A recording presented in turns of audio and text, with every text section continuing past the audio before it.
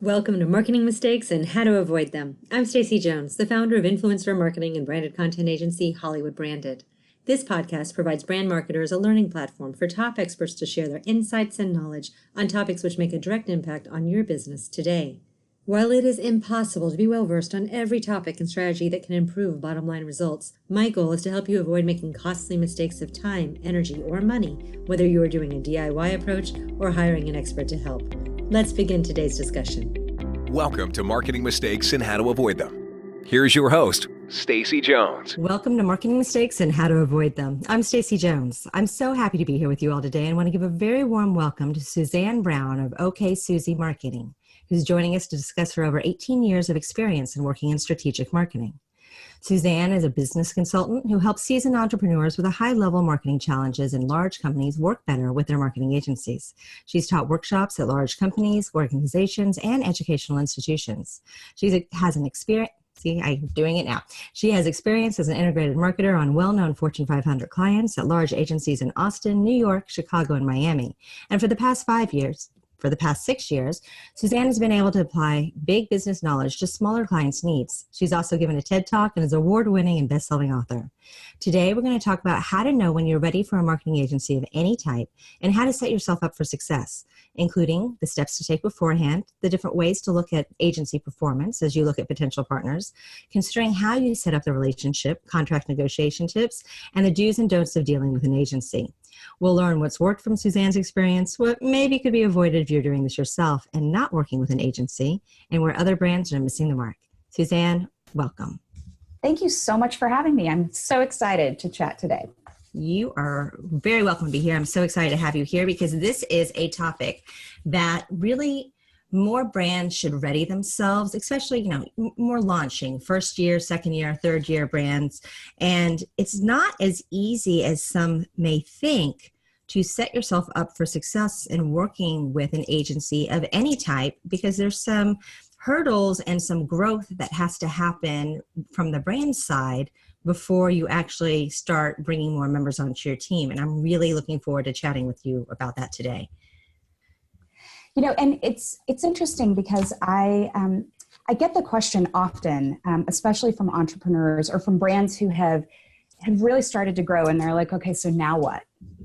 And that can vary so much. And I was actually having a conversation yesterday with a venture capitalist, and she either helps raise money for the brands that she helps strategize with and helps bring to market, or they're brands that have already kind of started their journey and she's going to invest in them as an angel investor. And she was talking about how, we talk about kind of once brands have more money and how do they make things happen. But it's really in that stage of like when they have gotten money from family and maybe they've gotten some seed money and maybe they have an angel investor, maybe there are some wealthy individuals who are invested. It's in that period when they really need the marketing help, but they don't really know how to go find it. And that was such an interesting little nugget that I just hadn't thought through until we had this conversation. Well, I think they don't necessarily know how to find it, but from my experience also, sometimes they have the expectations when approaching, looking for that marketing help, that marketing help is going to be the instant solution solver for everything. And it's going to be how their business is going to survive with or without their help and attention. And you're going to hand the reins over to your company and someone is going to soar and do it all for you. That is very true. It is not something that you can just hand over and then like, I'm out. You just make it go happen. You have to stay engaged. So very true. Can you talk a little bit about, what got you started in the world of agency and marketing and how long you've been doing what you're doing and a little bit more about your background and what led you to wanting to actually talk about this topic today? So I took a slightly different path when it comes to the agency world. So my undergrad degrees are in finance and in Spanish language. And most people in finance don't go into the agency world. And I will admit, I kind of fell into the agency world. I had like the world's worst internship at a marketing agency that I eventually went and worked for. But it was a job I basically was asking my manager when I had been an intern. I said, I want to go apply for something at this other company. Can you recommend me? And he said, I will only recommend you if you apply for this open position here at the agency. Which, he definitely strong-armed me a little bit, but it was one of the best decisions that I've ever made. And I essentially was walking into an agency fresh out of college, having to take over for someone who was like 2 or 3 levels above where I would have been as the most junior person on the team, because she was going on maternity leave. So I had to walk in and basically totally fill her shoes and work on, at that point, I think there were like 2 or 3 TV productions that were happening there, and they were on huge brands. I mean, it was like Pampers and Charmin and Pepto and and Bounty. They were huge pieces of business. And it was in the Hispanic marketing world. So the budgets were definitely not as big as they are in general market. But what it came down to was I had to learn a ton in a really short amount of time. And it really set me up for success for the rest of my career. So I spent about 12 and a half years, a little more than 12 years, we'll say, on the agency side. And I worked on huge pieces of business, as you mentioned. So brands like Pampers and Coca-Cola and IBM and Allstate. So large pieces of business that are household names. And I'm an integrated marketer. So I've worked in like every kind of marketing that you can imagine by design, which is not normally how you have your career. If you're on the agency side, normally you develop a specialization. So you're like an advertising person, or you do direct marketing, or you do digital. And I have kind of done the full integrated thing because I wanted to. I wanted to eventually become like a truly integrated marketer. And I realized that wasn't going to happen if I stayed on track in only one area. So I worked on all kinds of different brands, lots of different industries. And I went and I got my MBA after being in the market, in the agency world for about 5 years. I said, I'm never going to go back to an agency again, which are truly like famous last words. So I went back to the agency world. When I moved, I've been in Austin now since 2002. I came here for grad school. And the thing about coming back to an agency after you've gotten an MBA is all of a sudden they realize that you have skills that most people don't have in an agency. So I did very non-traditional things. So I did things like strategic relationships, and I worked in different ways to help the agency make money. Like literally my last job was as a financial strategist. And my job was to help the agency make money, which you would think is like, oh yeah, of course you need somebody doing that. But most agencies, even large agencies, don't have that role. But that gave me just a very interesting perspective on the relationship between a brand and their marketing agency, and how do contracts work, and how do you financially bring things together. Because I had done those things leading an account, but I hadn't done them from the outside perspective of business building. So all of a sudden I saw very different things than I did as I was leading a business. So that was very interesting. And I had done marketing consulting from 2004 until about 2012. So walking out of my MBA, I went to work for a company before working at a marketing agency again. And I still had clients come to me and say, hey, can you work on this project? Which were my own consulting clients. And I said, I have a job. And they're like, yeah, that's great and all, but can you work on this project for me? And in 2012, I focused on my own thing. And I became 100% entrepreneur. And the whole reason for doing this whole, the relationship between marketers and their marketing agencies is because I got a ton of questions about how that works. and people who were struggling with that relationship. And I thought, you're a seasoned marketer. You've been in the workforce for, however many years, and many of these were my MBA friends. And I said, I don't understand. And they said, here's the deal. When are you taught how to manage a marketing agency? Literally, when is that something that you're taught as an entrepreneur, as a brand manager on a huge piece of business? It's one of your single biggest expenditures. So one of your biggest line items in your budget. But when are you taught how to do this? And then on the flip side, agencies are never truly taught how to manage a client. Right? It's this weird gap, but it's needed. Like, marketers and their agencies, this will exist for a long time, right? Like, who knows what it will look like in 20 years, but these are relationships and circumstances that have been around for over 100 years. But on both sides, neither one is taught how to deal with the other side. No, you have me being quiet right now because I'm just thinking about it in our own agency, and it's true. It's through experience. That's how I was taught.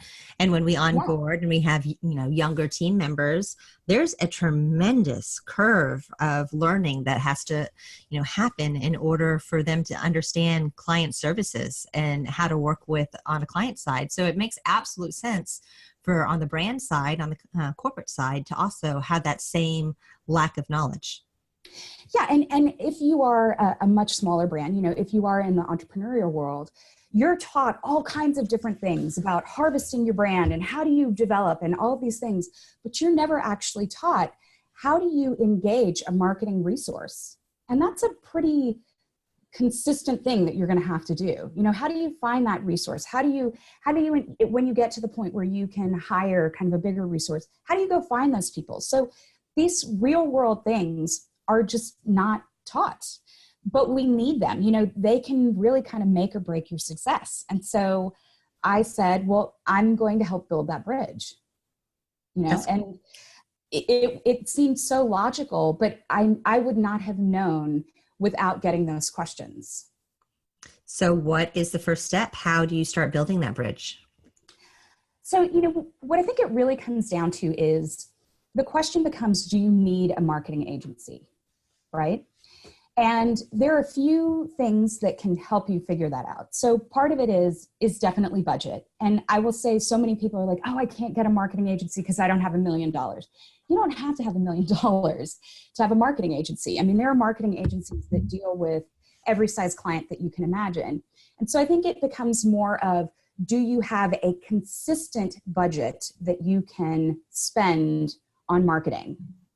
And the thing to keep in mind is you are always spending money on marketing. So even if you decide to use social media as your marketing tool, there is still time associated with using that social media, right? There is still, and time ultimately equals money.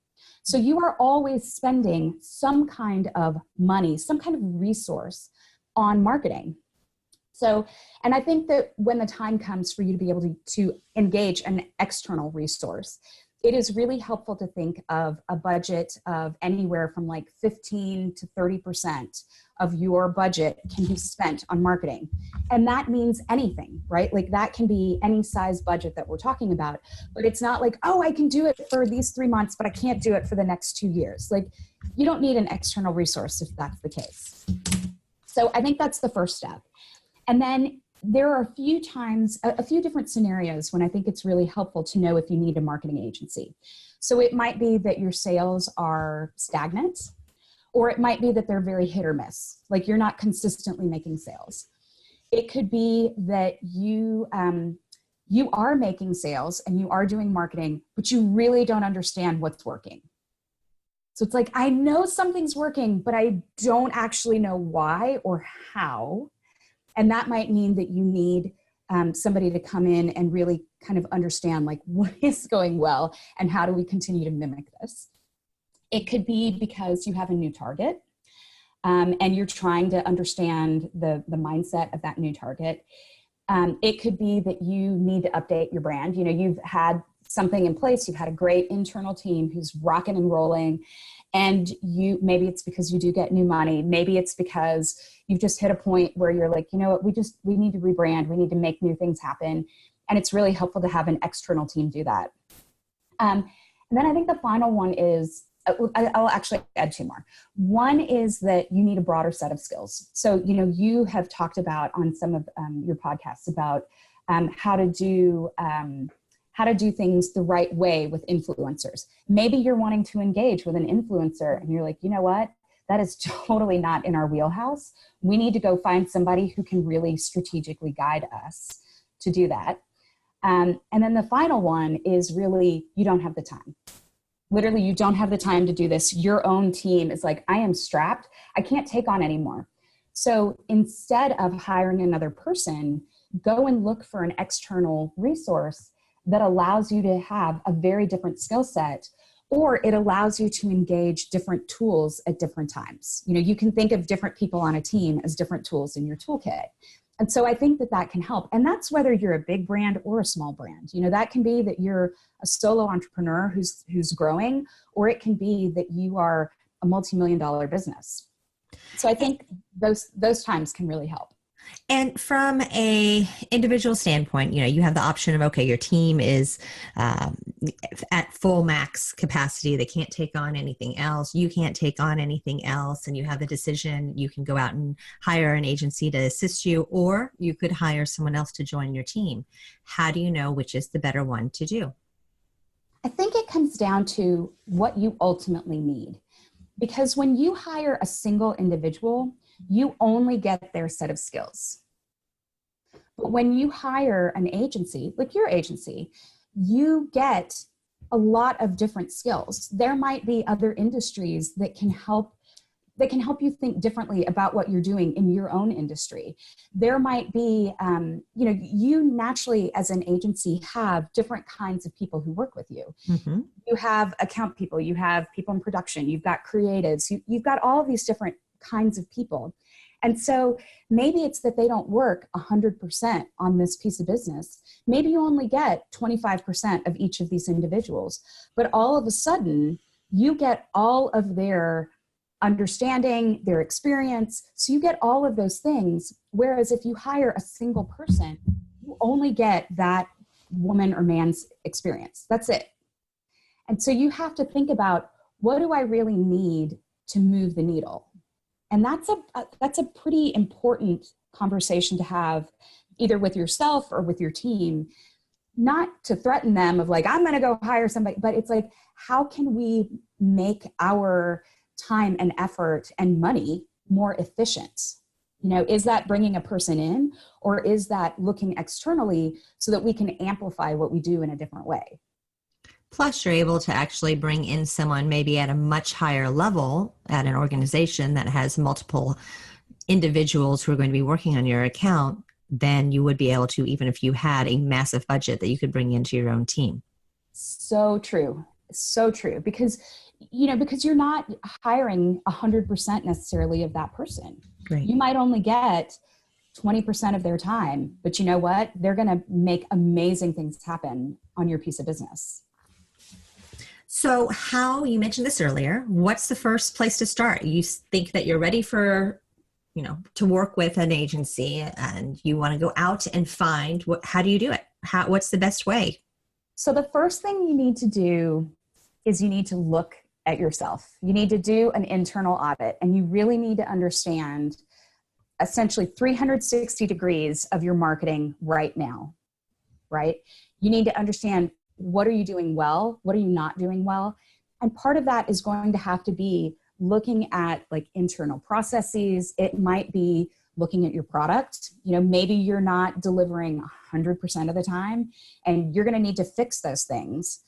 But I think it's helpful to do that 360-degree audit, because that helps you understand, what do you do well? What are your strengths and weaknesses? And what do you actually need from this external resource? If you are amazing in all things social media, but your website sucks, you don't need to go find somebody who does social media really well. You need to go find a digital resource who can completely revamp your everything online that you're doing. That's, your website, maybe the funnels that you have in place, or maybe it's that you're doing really well on social media, but you really need help with email marketing, because it's like, okay, once we bring them into our company and they're excited about us, we start losing people left and right. Like, that's when you find that's when you figure out like what exactly you need, instead of, oh, it would be super cool if we could. It's like, no, you don't want to do that. That's not the right approach. You want to be strategic, because ultimately you are going to spend money. Right. And you're going to spend time. You're going to have to find the right resource. And as we talked about earlier, you can't just hand it over to somebody and be like, go. You have to stay engaged. So it's still going to cost you time, even if you are using this external resource. And so taking it to the next step beyond that. So you've determined that you want to work with a marketing agency. You're figuring out how to do that. What are kind of the rules of the road and the guidelines of what you should do and what you should not do as far as expectations with that relationship? So, ultimately, you have to decide how you're going to measure your agency. So how you're going to measure the agencies that you even look at, and then how do you measure whoever you choose? Because you have to set up what success looks like. Right. And that varies from one brand to the next, from one team to the next. It might even vary from project to project, especially if you are a smaller brand and you are engaging different agencies based on different projects. And I will say, even larger brands seem to be engaging other agencies on project work more and more frequently. So you have to be able to understand, like, what exactly is good? Like, what does it look like?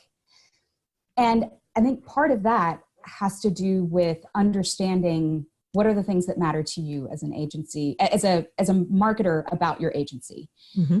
And that is going to vary. That is not going to be, I can't necessarily tell you, here's exactly what you should be looking at.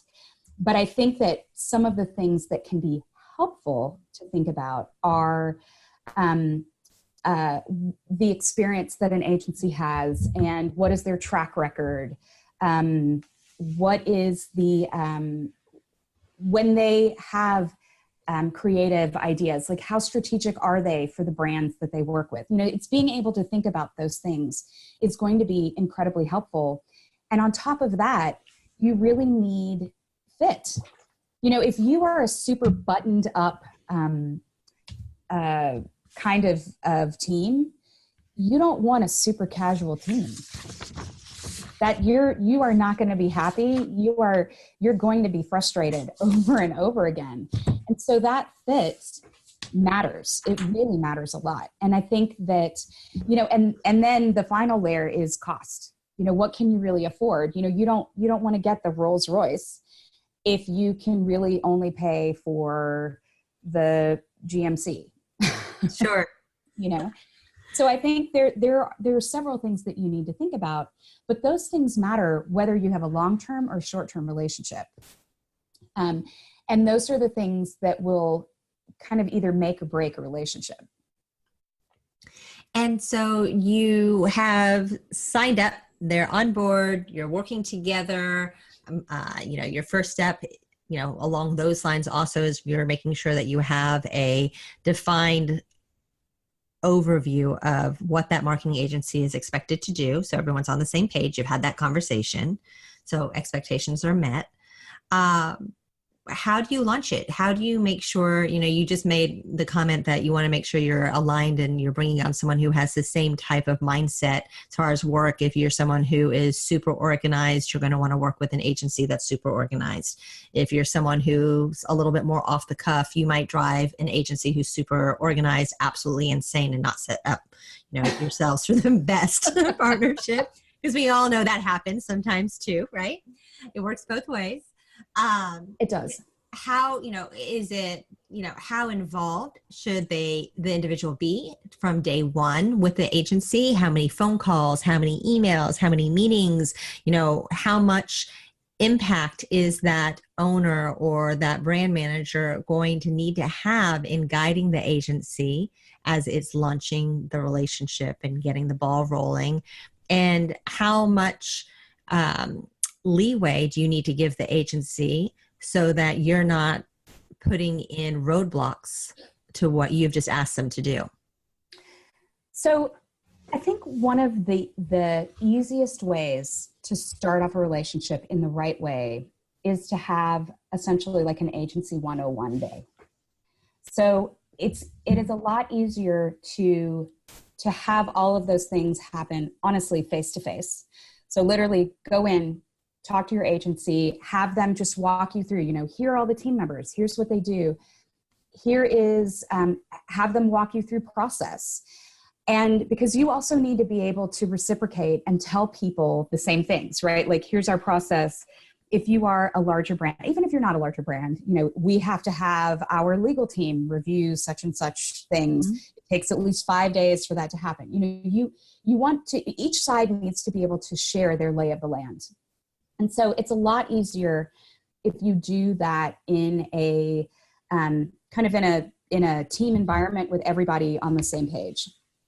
I will say one thing really quickly though, and that is when it comes to creating these relationships, I don't want to assume that people create these relationships in the right way from the beginning, because I think something that is not very sexy but is absolutely necessary is what I call SCC. So it's your scope of work, your compensation, and your contract, right? It's Sure. Not very interesting, but these things have to happen. And you have definitely talked about contract before in some of your other podcasts. So mm-hmm. You all should totally take this into account as you have any kind of relationship. But when it comes to the scope of work, you want to define all of the things that you expect a brand to do in that scope of work. And the reason why I say that is if you expect to have a weekly meeting, that should be in your scope of work. That should be something that you talk about, because that takes time. That's another time thing that both of you are expecting. So you don't need to detail every single one of those kinds of things. But if you expect there to be a weekly meeting or a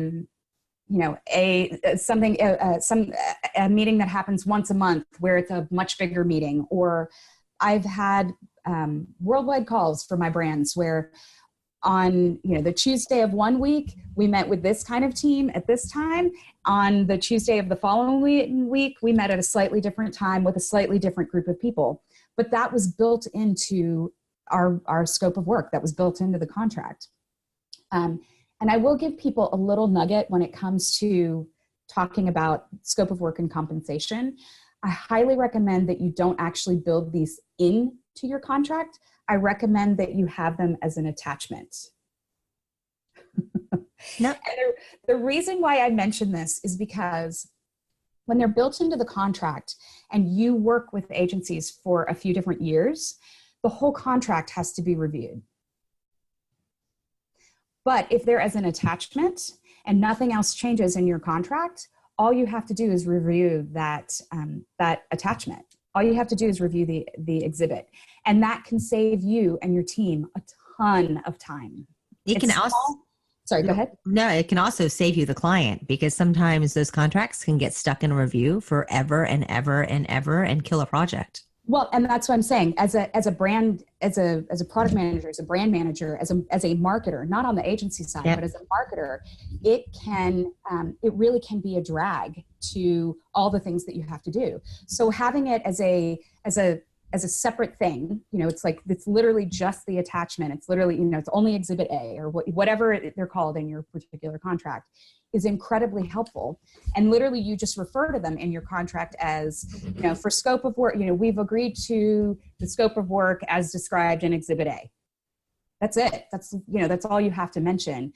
And, you can literally have it all be one thing: scope of work, for a fee of X dollars. And literally all legal has to do is review that small paragraph and then just look at those other documents. It can be a huge time saver. And if you don't have in-house legal, which a lot of smaller brands do not, it can save you tons of dollars by not having to have your lawyer look at something. And let's be honest, most lawyers aren't charging you $50. They're charging you hundreds of dollars an hour. So it can be, having them review something for an hour versus review an entire 10-page document or even longer for however many hours that takes, right? Like it can save time and money over and over and over again, and it can help you every year. So it's not just like, oh, it's this one-time savings. So I do mention that, and I want to make sure that people think about that, because almost everyone includes scope of work in their document. And the other reason is what we've had and experienced even this year is we worked with a new emerging brand, and the direction of what they hired us to do from day one, literally by day 35 changed. And Wow. that's not exactly ideal. You don't really want to enter in and do that. But having that scope of work that was separate from the contract allowed us to very easily map out and continue the relationship in a different direction. So it allows you to be a little bit more nimble, I think, having the documents separated and able to be adjusted in that way too. Yeah, and that's actually a great segue into the idea of what's in scope and out of scope, right? Because you might have something that you're working on in 2019 that is incredibly important, but that's not going to be something that you include moving forward. Right? So you can also divide things up between what will be considered scope of work that's pretty typical versus this is an out of scope project just for this year, because that can help you better manage the resources that you have. Instead of having the agency have 10 people who always work on your team and that's what they're allotting for, it's really only going to be 7. That's really all you need. Just in this particular year, you need those extra 3 people. So that way it helps you in those discussions as well, where it's like, no, I don't need 10 people. I literally only need 7. Like, that's it. And I think that can help with your success moving forward, because you really do understand, like, what are the resources that I need versus, okay, well, we're going to change up that out of scope project each year. So I don't actually need those same 3 people. I need other 3 people, so it can just, really, it just comes down to time savings and money savings. Like it's kind of always what it comes down to. But I think it can also help you strategically, because you can guide, what is it that I really need?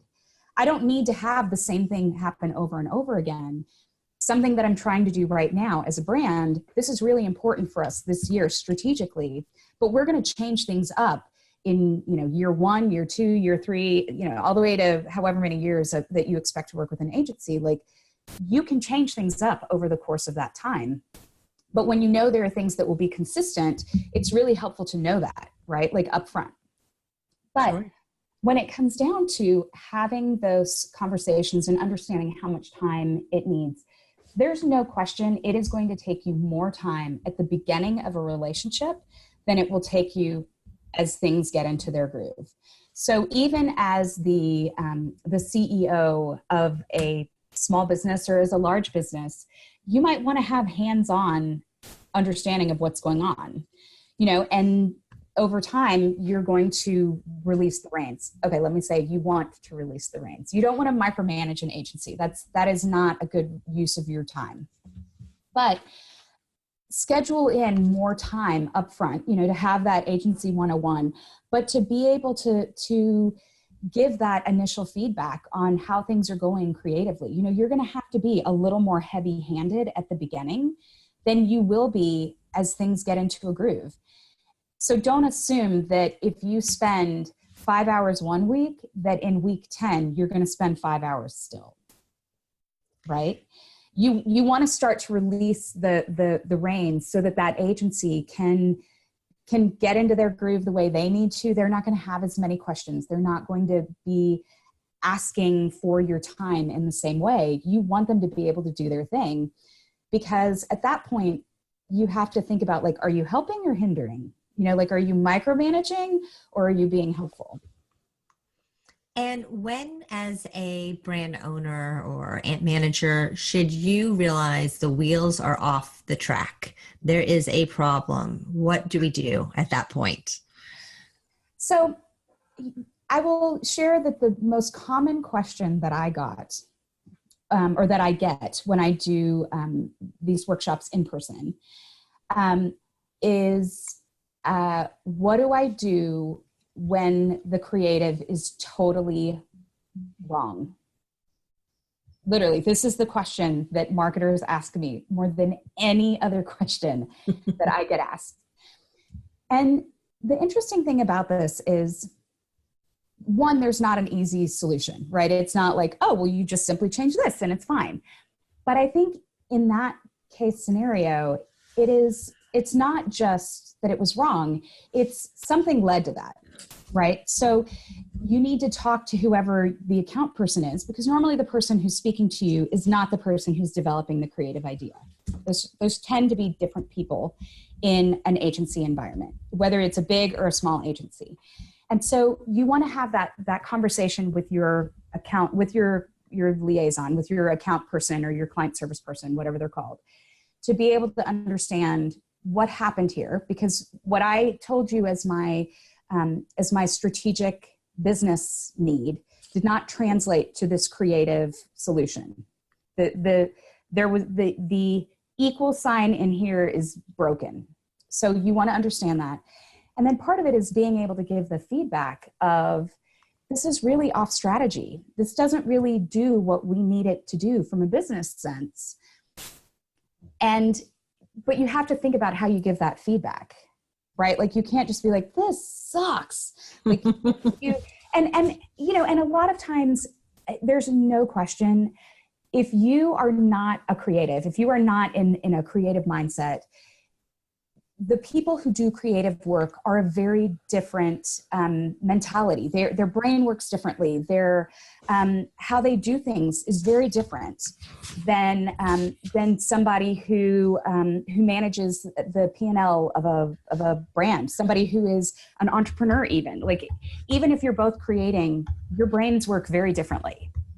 And so I think it's helpful to think about when a creative team brings you whatever it is that they're supposed to be providing, whether it's the social media tiles or whether it's a whole TV campaign, this is ultimately their work product, right? Like this is what they have created. This is what they have spent their blood, sweat, and tears on. So if you sit there and you're like, this sucks, this is like the worst thing I've ever seen, think about how that shuts that person down. Right? Like this is like their resume, and you just put a huge red X on it. And so being able to think about, like, how would you want to receive that information, and being able to talk through, like, strategically, I think this is off the mark. Here's what we were trying to achieve. And I think this actually speaks more to, this area over here. I think that's going to get you a lot more of a positive response, instead of just a team shutting down, because you don't want them to shut down. That is absolutely not where you want to land. You want them to think like, okay, I'm going to go back to the drawing board and I'm going to get this to work differently, right? Like, you want them to feel empowered to make the change, so that you ultimately get the marketing solution that you need. Someone once gave me the advice that on your team, and your agency can be considered your team, really all you're doing is you're hoping that someone will get 60% there on the first try, that you're going to hope that they can actually stay, on a straight track where they're going to deliver whatever product it is that they're supposed to be creating, and get at least 60%. And then know that everyone's going to actually have some feedback, that there's going to be some shifts, and that it's not a defeat if you hear that, okay, these are the changes that we need to make. And then the next time at it, you're trying to hit, another 60%, which is bringing you up to, your 70 odd, your 80%, you're almost there. And you keep on going on that track. So you're not ever necessarily aiming for 100% done. And I think that's one of the issues that I have seen with our youngest members a lot of times at our agency. They think they do a project and it's 100% done. And they still have to learn that there is going to be critiques from a client or from management. There are going to be, changes that need to be made, so that as a team, you can come forward with the best end-all project, because that's what's happening when you're working with an agency or you're working with multiple people, that now you're a team and it's not just one person coming to the rescue and bringing it as a home run. That is such a good way to look at it. And you really are speaking to the fact that the whole marketing process is very iterative, right? Like it's an evolution over time. And I will be very honest, I have had very few meetings where a client has come back and said, that is exactly it. Like that's what you pray for. That's what you hope. But that almost never happens. And I think that a large part of the onus on the agency side really kind of sits with your account team. It's with your client service team who really has to be able to translate what a client wants into agency speak, right? Like into the language of creatives. And I mean, I will tell you very honestly, because I worked on the account side for the 5 years before I went back to grad school. And I had to go into a creative team and say, this is not your best work. Let's look at what was actually on the creative brief and show me how this responds to that creative brief. And so it was my job as an account person to take that fire internally, right? It was my job though, as an account person to say, this does not meet the needs of what our client is expecting, and we need to change it so that when we do have that conversation, we are closer to what they want, not we're going to provide, this is not what we're going to deliver because this is what you've been working on, because this does not deliver what we should be working on. Sure. Like that. So there's a lot of onus on your client team to be able to, your client management team, I should say, to be able to make those changes happen. And so I think that from the brand side, like if you are the client, knowing who to speak to in those kinds of circumstances can be incredibly helpful, because it might be that your creative team is not the team who should be getting the feedback that you really want to give, right?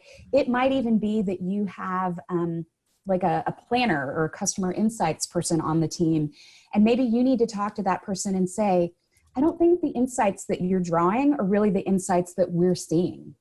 So you might need to think about who on a team is really the right person to engage with.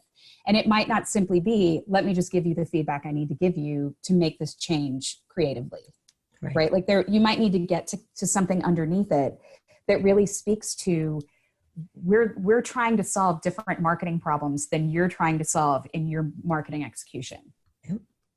And that can be hard, but it's really important.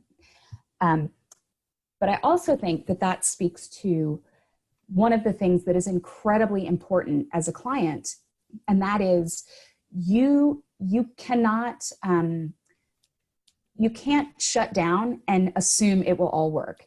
You have to ask strategic questions. You need to ask the whys and can you tell me how you got to this conclusion? You don't want it to be like, how exactly did you think this was right? You don't want it to be confrontational, but to ask those engaged questions that show I'm paying attention and I'm interested and I want to understand your thought process. Because I'm not necessarily getting to the same place you are.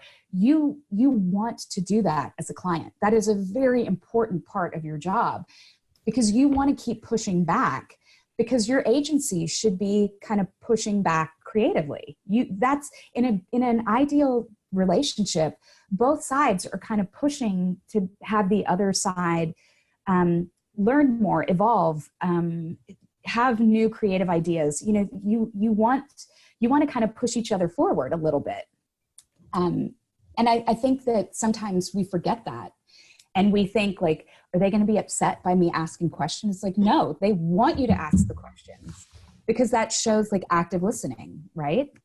Well, it also allows communication to see where you might have disconnect, because the agency is like, oh, they're not asking any questions. They totally are on board with our like great big idea. We are going to do this. This is going to rock. And then the client's sitting there going, oh my God, I don't know what to say. This isn't right, i.e., and that's not good. Right. Or literally where you're like, I just need a new agency. This isn't working. And it's like, no. Let's take a step back before we pull the plug. Or even worse yet, when the client is actually not a good agency client handler where they literally just go off the grid, and you can't, as an agency, get a hold of them. You can't get them to return calls, give feedback, and then they pop back in. And then when they pop back in, they drop their, bombs on you of what they don't like and do like, and it's not exactly what you are doing.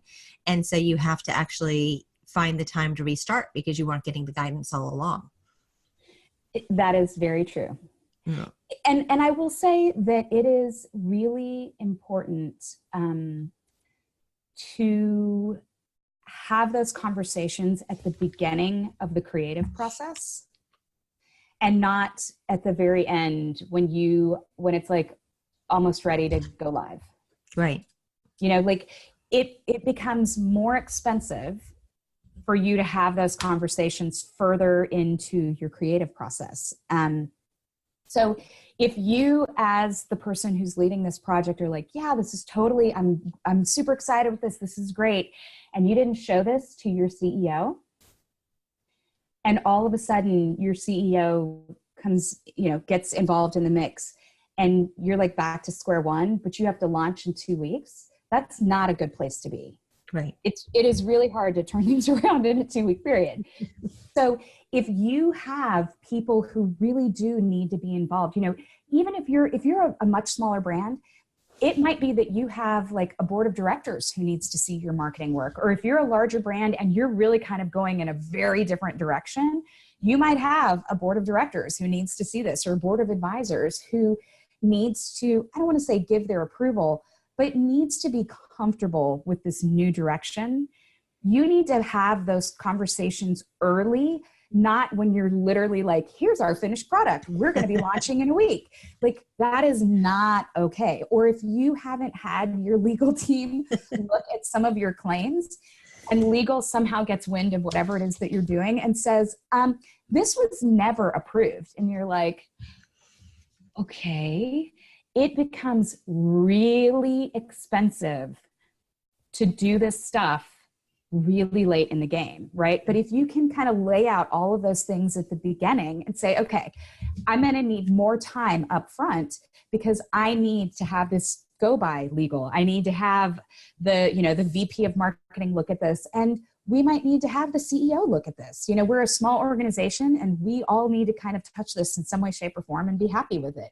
Like, I don't think any agency would say, no, like, I don't think that's going to be how they do it. They're going to have to plan that in, and you're going to have to discuss timelines and say, okay, that's great. But in order for us to hit this deadline that you've put in place, we need to have all of these approvals, so to speak, or all of their feedback by this date, and so following timelines can become very important.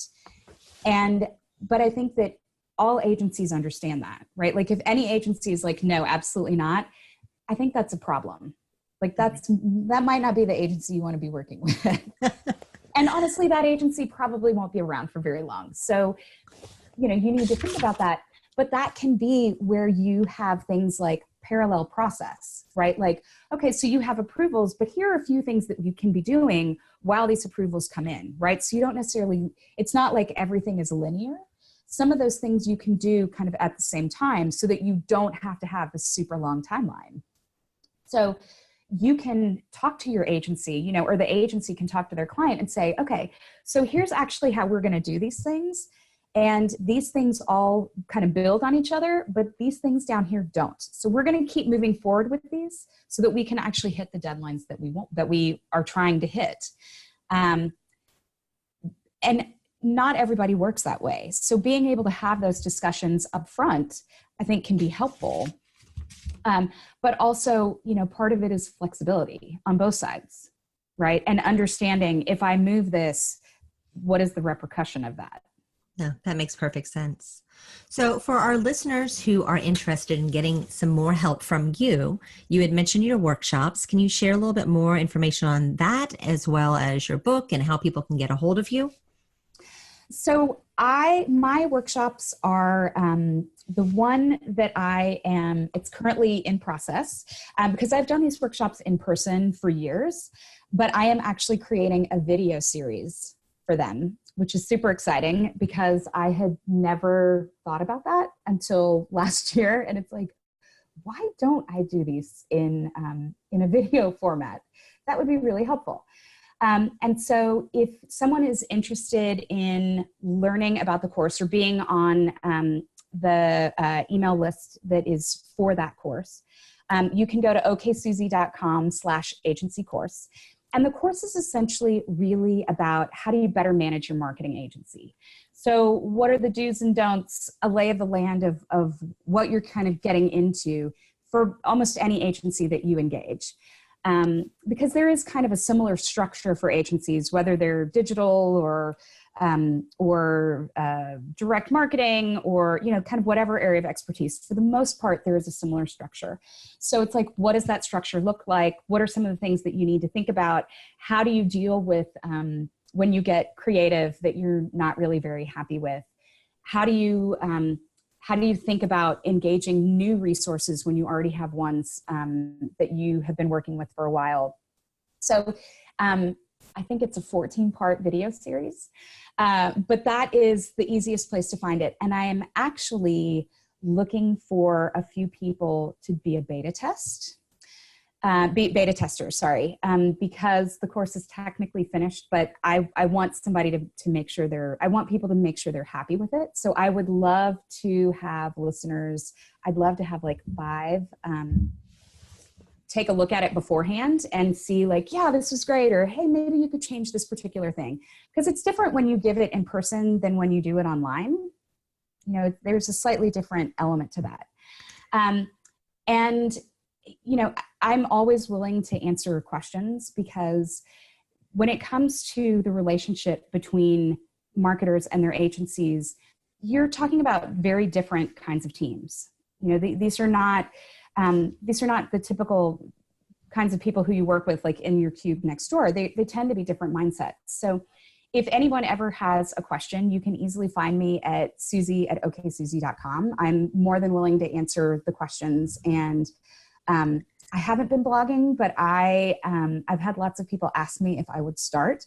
So this might be the perfect thing for me to actually answer in a blog, without naming names of clients or anything, but to be able to kind of address those questions. So I'm happy to do that as well. So, and they can also find me on Twitter.